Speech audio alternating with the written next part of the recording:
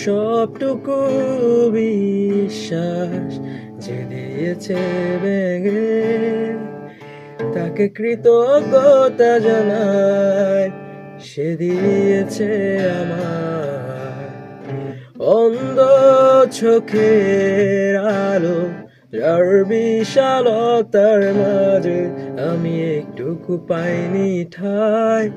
তাকে কৃতজ্ঞতা জানাই, সে যে দিয়েছে আমায় মহাশূন্যে আশ্রয়।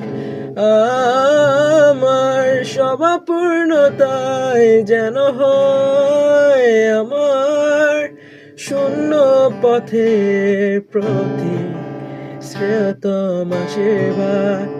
যখন স্বর্গদ্বারে একা দাঁড়াবো তার অপেক্ষায়, যেন আমার অভ্যর্থনা তাকে করে অনুতপ্ত, জানি তখনও সে আমার হবে না তবুও এই অভ্রান্তি তাই আমায় করে